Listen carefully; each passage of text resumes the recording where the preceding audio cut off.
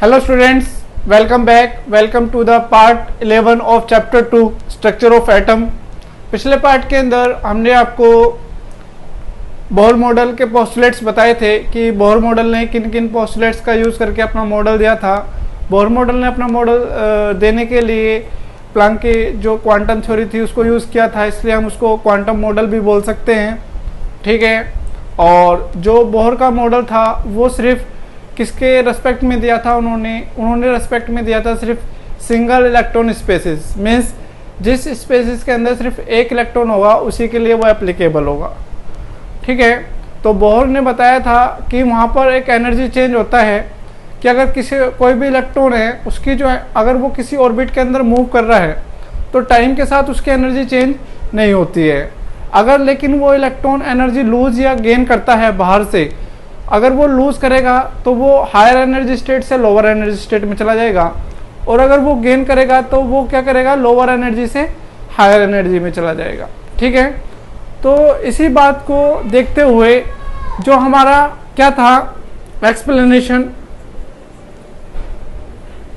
जो हमारा हाइड्रोजन का लाइन स्पेक्ट्रम था उसको एक्सप्लेन करेंगे हम यूजिंग द बोहर मॉडल। तो explanation of line spectrum of hydrogen. ठीक है, तो इसमें हमने क्या किया था, यूजिंग बोहर्स मॉडल। ठीक है, तो लाइन स्पेक्ट्रम के अंदर क्या था, लाइन स्पेक्ट्रम के अंदर हमने ये देखा था कि जो हायर एनर्जेटिक हाइड्रोजन एटम होता है वो अपनी एनर्जी लूज करता है, तो वहाँ पर हमें क्या दिखते हैं, लाइंस दिखते हैं। ठीक है, स्प्लिटिंग दिखती है जिसको हमने अलग अलग लाइंस रिच के नाम से जाना था, जैसे Balmer, Lyman, Balmer, Paschen, Brackett, Pfund, Humphrey, इस तरीके से। तो इसी को हम क्वांटिटेटिवली बता सकते हैं कि किस इलेक्ट्रॉन ने जब वो हायर एनर्जी से लोअर एनर्जी स्टेट में जा रहा था या हायर एनर्जी से लोअर में आ रहा था, उसने कितनी एनर्जी एब्जॉर्ब की और कितनी एनर्जी लूज की, कब उसकी एनर्जी पॉजिटिव होगी या किसी इलेक्ट्रॉन की पॉजिटिव एनर्जी है उसका जो डिफरेंस है वो पॉजिटिव है, तो उससे हमें क्या पता चलता है, ये सारी चीज़ें हम यहाँ पर डिस्कस करेंगे। ठीक है, तो इसमें क्या होता है, इसमें आपको क्या होता है, आपको जब आपने बोहर मॉडल पढ़ा था तो उन्होंने बताया था En इजिकल टू क्या होता है, minus RH 1/n² for hydrogen atom. ठीक है, फॉर हाइड्रोजन एटम। ठीक है, और लेकिन अगर ये हाइड्रोजन एटम नहीं है तो उन्होंने दिया था RH is equal to RH into Z²/n²। ठीक है, ये दिया था। तो हम बात कर रहे हैं सिर्फ हाइड्रोजन एटम की, तो हम ये वाला फॉर्मूला यूज करेंगे। ठीक है, तो जब कोई भी इलेक्ट्रॉन है जब वो लोअर एनर्जी स्टेट में होता है, मीन्स उसकी जो प्रिंसिपल क्वांटम नंबर होती है, ऑर्बिट की जो प्रिंसिपल क्वांटम नंबर होती है, जो ऑर्बिट नंबर होता है, जैसे ऑर्बिट 1 है, फर्स्ट ऑर्बिट है तो उसकी प्रिंसिपल क्वांटम नंबर क्या होगी, 1 हो गई। सेकंड ऑर्बिट है तो उसकी प्रिंसिपल क्वांटम नंबर होगी 2।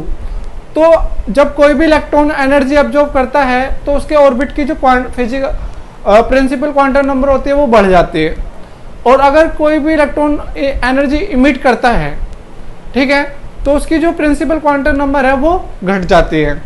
तो अब हमें ये देखना है बोहर मॉडल का यूज करके हम क्वांटिटेटिवली, क्वांटिटेटिव का मतलब है जहां पर हम क्वांटिटी क्या करते हैं, मेजर करते हैं,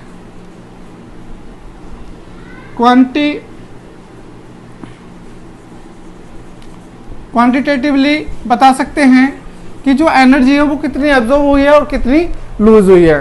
ठीक है, तो आपके पास एक ये क्वेश्चन था, ये वाले एक्सप्रेशन आया था बोहर मॉडल से। ठीक है, तो हम मान लेते हैं जो इनिशियल है उसको Ni मान लेते हैं। ठीक है, इनिशियल स्टेट या इनिशियल ऑर्बिट जिसके अंदर इलेक्ट्रॉन है, और Nf को मान लेते हैं हम, क्या मान लेते हैं, फाइनल ऑर्बिट। ठीक है, आया समझ में कि भाई लाइन स्पेक्ट्रम जो आया था हाइड्रोजन का, चाहे वो उसने एनर्जी क्या की है, गेन की है या लूज की है, उससे हमें कोई मतलब नहीं है। अभी हम बाद में बात करेंगे उसके लिए। अभी आप मान लो कि जो ऑर्बिट था वो Ni मीन्स इनिशियल स्टेट में है, फिर उसने एनर्जी एब्जॉर्ब की या लूज की, वो फाइनल स्टेट में आ गया। ठीक है, और जो बोहर का मॉडल था वो क्या था, उसने बताया था जो एनर्जी चेंज है वो हम कैसे निकालते हैं, E2 माइनस E1। ठीक है, यहाँ पर E2 और E1 को हमने क्या किया, EI माइनस EF फाइनल और EI मान लिया। ठीक है, इस तरीके से।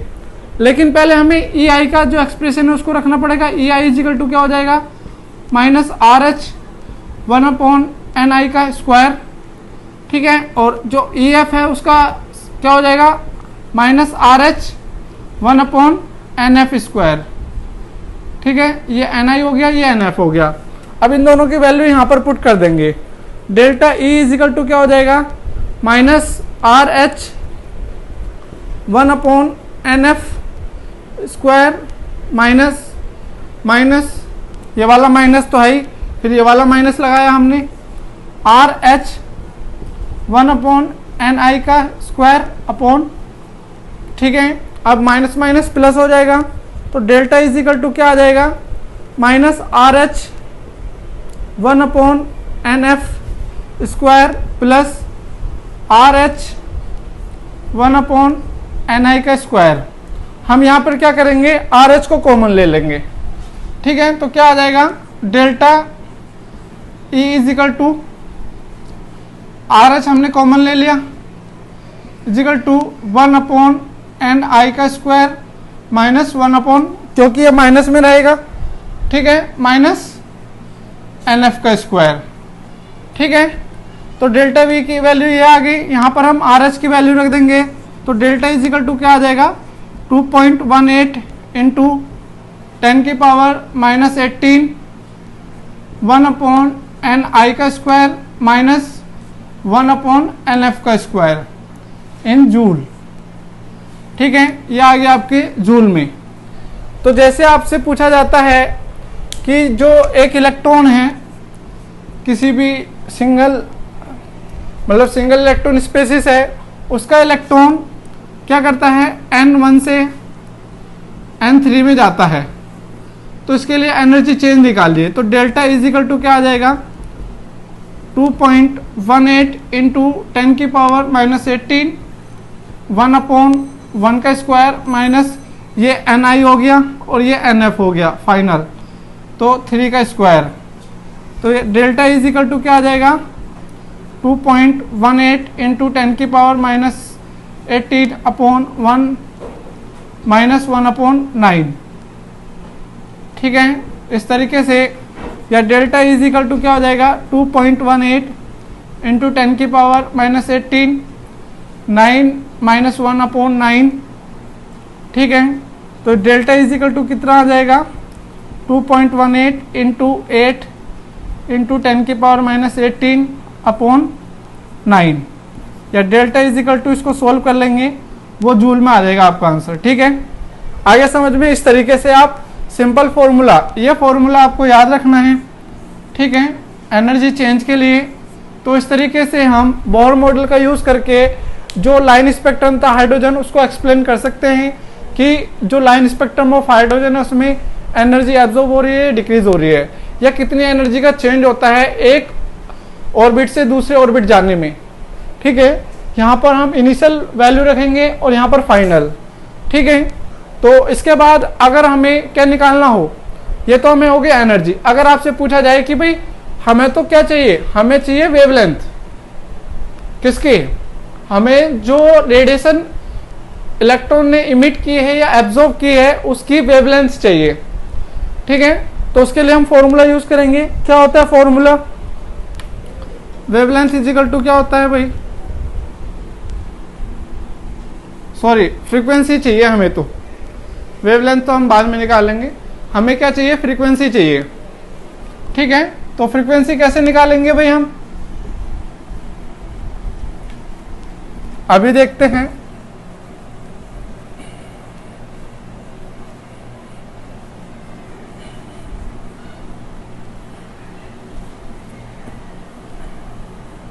हमें क्या चाहिए कि जो रेडिएशन इलेक्ट्रॉन ने एक ऑर्बिट से दूसरे ऑर्बिट में जाने के लिए इमिट या एब्जॉर्ब की थी उसकी फ्रीक्वेंसी कितनी है ये हमें देखना है। तो हमने डेल्टा ई इजिकल टू क्या फाइंड आउट किया है, 2.18 इंटू 10 की power minus 18 1 upon n i का square minus 1 upon n f का स्क्वायर, ये फॉर्मूला है। आपको पता है डेल्टा इजिकल टू क्या होता है, एच सी एच न्यू, या न्यू इजिकल टू क्या होता है डेल्टा ई अपॉन एच।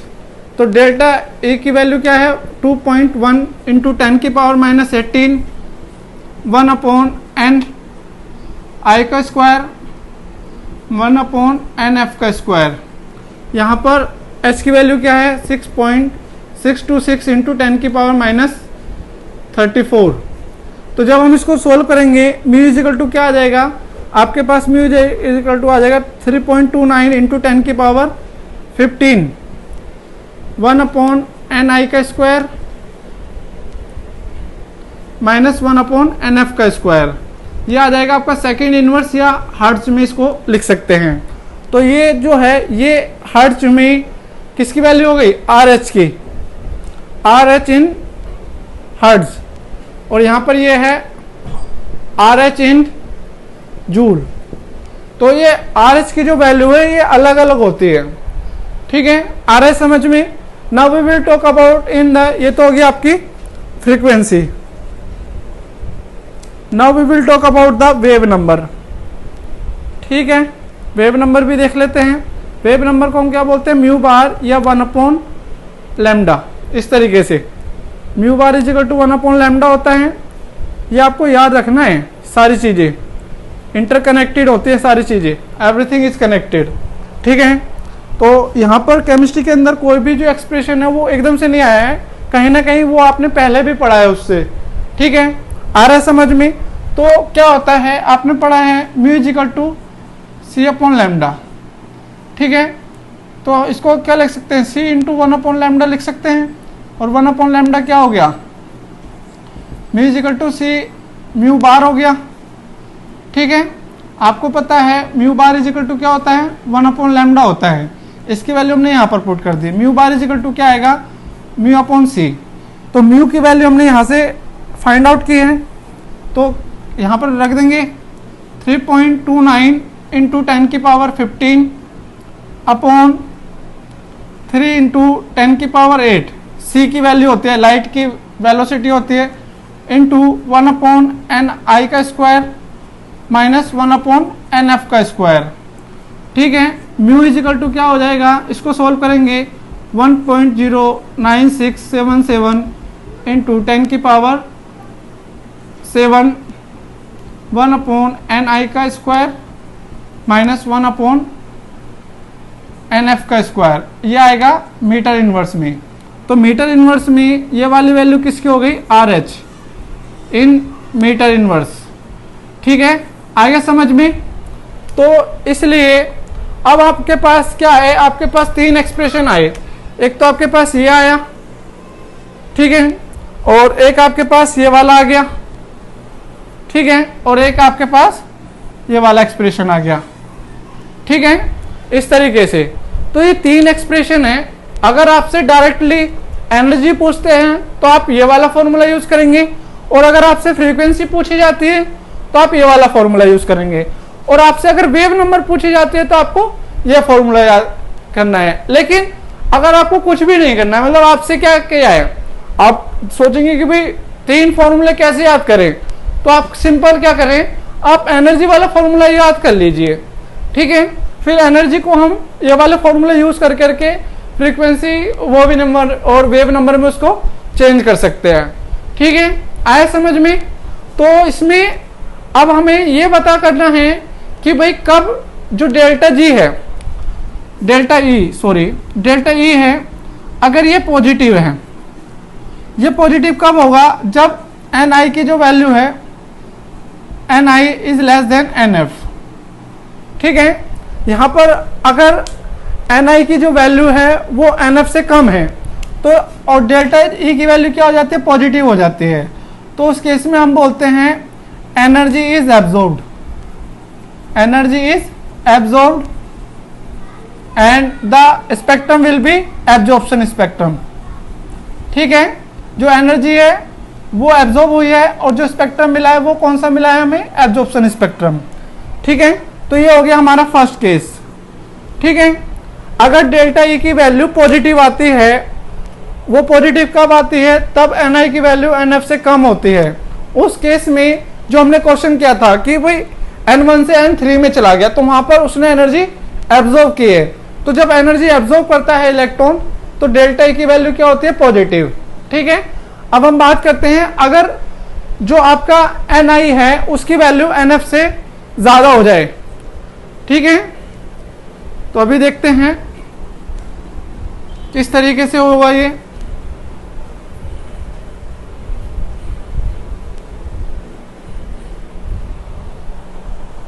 यहां पर अगर डेल्टा ई की वैल्यू क्या आ जाए, नेगेटिव आ जाए। ये नेगेटिव कब आती है, जब Ni is greater than Nf। ठीक है, तो उस केस में क्या होता है, इमिशन होता है। ठीक है, इमिशन या आप कह सकते हैं एनर्जी इज इमिटेड। ठीक है, इमिट हुई है और इमिशन स्पेक्ट्रम आपको देखने को मिलता है। ठीक है, तो इस तरीके से। लेकिन अगर आपके पास बहुत सारे एटम हैं तो हर एक एटम का अलग अलग स्पेक्ट्रम आपको मिलता है। और अगर आप बात करते हैं किसकी, ब्राइटनेस या इंटेंसिटी ऑफ रेडिएशन, तो वो किसके ऊपर डिपेंड करती है, वो डिपेंड करती है नंबर ऑफ फोटोन इमिटेड या एब्जॉर्ब्ड बाय इलेक्ट्रॉन। ठीक है, तो जितने ज्यादा इलेक्ट्रॉन होंगे उसमें उतने ही जितने ज्यादा फोटोन होंगे इलेक्ट्रॉन, उतनी ही ज्यादा उसकी जो रेडिएशन होगी उसकी उतनी ही ज्यादा ब्राइटनेस होगी। तो इस तरीके से आपको समझ में आ गया। इसमें हमने क्या किया था, explanation of line spectrum of hydrogen using Bohr model, जिसके अंदर हमने बोहर मॉडल को यूज करते हुए एनर्जी चेंज हम बता सकते हैं कि किसी भी हाइड्रोजन एटम के या सिंगल इलेक्ट्रॉन स्पेसिस में जो इलेक्ट्रॉन है वो हायर एनर्जी से लोअर एनर्जी में जाता है, तो एनर्जी कितनी चेंज होती है या उसने कौन सी फ्रीक्वेंसी या वेवलेंथ या वेव नंबर की रेडिएशन को इमिट किया है। ठीक है, और जब वो लोअर से हायर में जाता है तो कितनी एनर्जी उसने एब्जॉर्ब की है, ये सारी चीजें हम बता सकते हैं। ठीक है, now we will talk about the drawbacks और limitation of Bohr model. There are means आप कहेंगे कि भाई सभी मॉडल में ड्रॉबैक्स आ रही हैं। पहले हमने जैसे थॉमसन मॉडल किया, उसके अंदर ड्रॉबैक्स आ गई। उस ड्रॉबैक्स को किसने ठीक किया, रदरफोर्ड ने। फिर रदरफोर्ड ने अपना मॉडल दिया, उसमें ड्रॉबैक्स आ गई। अब आपके पास कौन सा है, बोहर मॉडल था, उसमें भी कुछ उन्होंने कुछ बातें सही की, कुछ बातें गलत कर दी। तो हम उन्हीं ड्रॉबैक्स के बारे में बात करेंगे यहाँ पर। ड्रॉबैक्स ऑफ बोहर मॉडल, कौन कौन सी ड्रॉबैक्स हैं। सबसे पहले तो आप ये जान लीजिए कि जो बोहर मॉडल था उन्होंने क्या क्या अच्छा काम किया, मतलब किन किन चीज़ों को उन्होंने एक्सप्लेन कर दिया। तो जो बोहर मॉडल था, उन्होंने जो एटम होता है, एटम की स्टेबिलिटी को डिफाइन कर दिया कि भाई इलेक्ट्रॉन जो होता है जब वो मूव करता है तो वो अपनी एनर्जी लूज नहीं करता है। तो इस स्टेटमेंट से क्या हुआ, इस स्टेटमेंट से जो आपका एटम होता है उसकी स्टेबिलिटी डिफाइन हो गई कि भाई अब एटम तो खत्म होने वाला है नहीं। ठीक है, और अगर हम और बातों की बात और चीज़ों को देखते हैं, जैसे जो लाइन स्पेक्ट्रम था उसको भी एक्सप्लेन कर दिया। अभी जो हमने किया है एक्सप्लेनेशन ऑफ लाइन स्पेक्ट्रम, उसको भी एक्सप्लेन कर दिया कि भाई एनर्जी या तो इमिट हो सकती है या क्या हो सकती है, एब्जॉर्ब हो सकती है। ठीक है, और सिर्फ हाइड्रोजन एटम का ही एटॉमिक स्ट्रक्चर उन्होंने दी थी। तो लिमिटेशन या आप कह सकते हैं ड्रॉबैक्स ऑफ बोहर्स मॉडल। ठीक है, बोहर मॉडल के ड्रॉबैक्स थे। तो सबसे पहले इन्होंने क्या किया था, he was able to define stability of atom,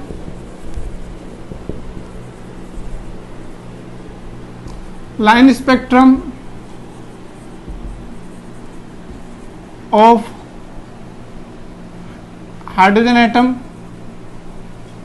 ठीक है, and other single electron species like आप कह सकते हैं He पॉजिटिव, Li2 पॉजिटिव या Be3 पॉजिटिव। तो ये सिंगल स्पेसिस हैं, इनके भी स्पेक्ट्रम उन्होंने क्या कर दिया, एक्सप्लेन करती है, क्योंकि इन सब में क्या है, जो इलेक्ट्रॉन है वो 1 है, ठीक है। ये कैसे है, 4-3, 3-2 और ये 2-1, ठीक है। इसमें दो कितने होते हैं, 2 होते हैं, 2 में से 1 निकल गया, 1 बच गया, 3 में से 2 निकल गए, 1 बच गया, 4 में से 3 निकल गए, 1 बच गया। तो इस तरीके से ये सिंगल इलेक्ट्रॉन स्पेसिस बन गई। लेकिन इतनी सारी चीज़ें बताने के बाद भी जो बोहर मॉडल था उसके अंदर बहुत सारी क्या थी, ड्रॉबैक्स थी। तो सबसे पहले ड्रॉबैक्स तो यही हुई, he could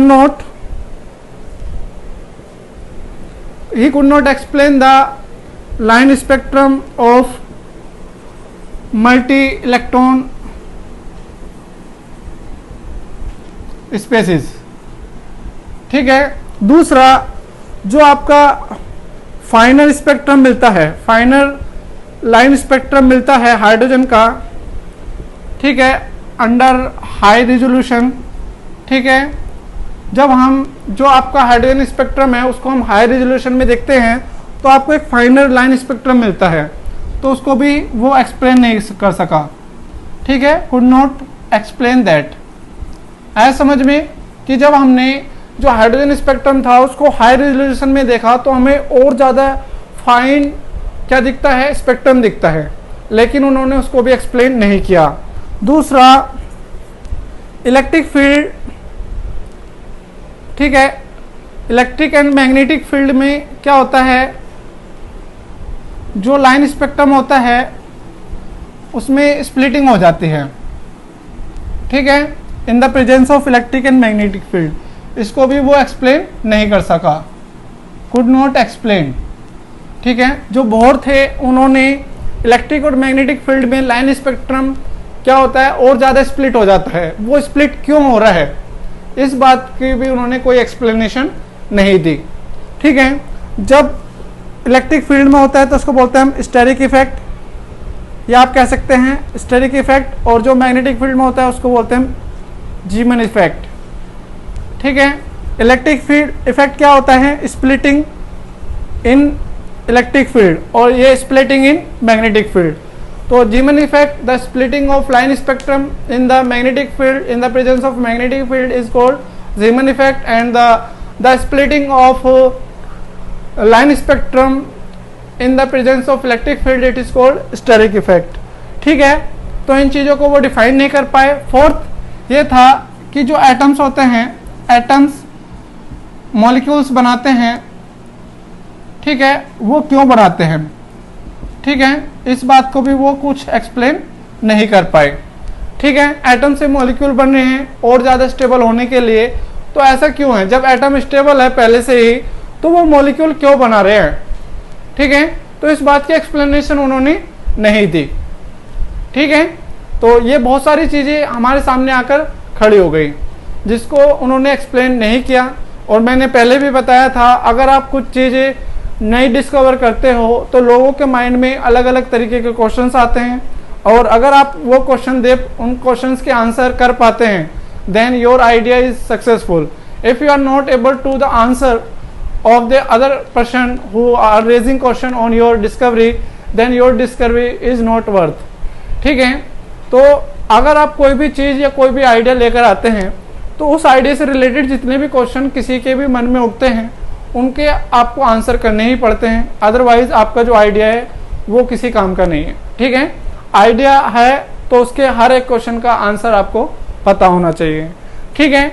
now we will do a question, ठीक है, जिसमें आपको पता चल जाएगा कि भाई जो टॉपिक्स हमने किए हैं उसमें क्वेश्चन किस तरीके से आ सकते हैं। इसी रिलेटेड, इसी वजह से हमने आपको एक न्यूमेरिकल की PDF सेंड की थी, वो सभी क्वेश्चंस आपको सॉल्व करने हैं। अगर उसमें आपका कोई भी क्वेश्चन रह जाता है तो आप हमें बताएंगे, ठीक है, हम उसका सॉल्यूशन आपको भेज देंगे, ठीक है। तो यहाँ पर हम एक क्वेश्चन करेंगे, ठीक है, जिसमें आपको पता है लाइमन सीरीज के लिए n1 की वैल्यू क्या होती है, 1 होती है। बाल्मर के लिए n1 की वैल्यू क्या होती है, 2 होती है। पासन के लिए n1 की वैल्यू क्या होती है, 3, और ब्रैकेट के लिए 4, और फुन के लिए 5, और हेम्फ्री के लिए 6, ठीक है। तो आपको दिया गया है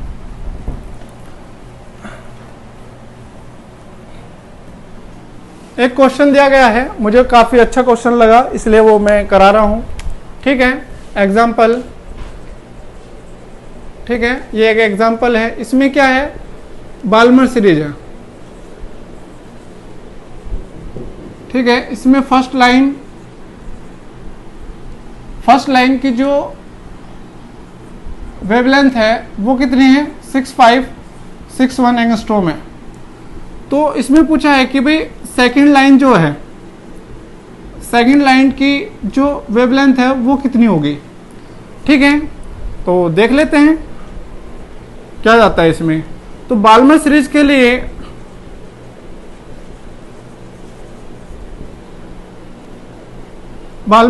लिए n1 की वैल्यू कितनी होती है, 2, और फर्स्ट लाइन है, जो फर्स्ट लाइन होती है या तो 3 से 2 में आए या 2 से 3 में जाए, तो उसके लिए n2 की वैल्यू कितनी हो जाएगी, 3 हो जाएगी, ठीक है। तो हम कौन सा फॉर्मूला यूज करेंगे, mu bar is equal to क्या होता है, 1/λ ये होता है, और इसकी वैल्यू क्या हो जाती है, RH 1/n1 का स्क्वायर माइनस 1/n2 का स्क्वायर, या आप कह सकते हैं n1 का स्क्वायर माइनस nf का स्क्वायर। तो 1/λ is equal to RH, lambda की वैल्यू कितनी दे रखी है इसके लिए, लैम्डा 1 6561, RH 1/2 का स्क्वायर माइनस 1/3 का स्क्वायर। तो 1/6561 is equal to RH 1/4 minus 1/9, ठीक है। 1/6561 RH 36 9 माइनस 4, ये कितना आ जाएगा, ये आ जाएगा 1/6561 is equal to RH into 5/36, ये आ गया आपके पास इक्वेशन 1। अब हम 1/λ2 के लिए करेंगे RH 1/ इसके लिए सेकेंड लाइन के लिए कहाँ से जाएगा, वो n2 से जाएगा, ठीक है। सेकेंड लाइन के लिए ni की वैल्यू कितनी हो जाएगी, 2, और उसके लिए n4 हो जाएगा, तो 4 का स्क्वायर, ठीक है। 1/λ2 is equal to RH 1/4 minus 1/16, तो 1/λ2 इज इक्वल टू RH, ये आएगा आपका 16 को कर लेंगे हम, ये आएगा 4 माइनस 1, या 1/λ2 इज इक्वल टू क्या आ जाएगा, RH 3/16, ठीक है। तो हम क्या करेंगे, इक्वेशन 1 डिवाइडेड बाय इक्वेशन 2 कर लेंगे, ठीक है। तो 1/6561 upon 1/λ2 is equal to RH into 5/36 upon RH 3/16, तो RH से RH गया, ये λ2 इधर चला जाएगा, तो क्या आएगा ये, तो ये आएगा आपका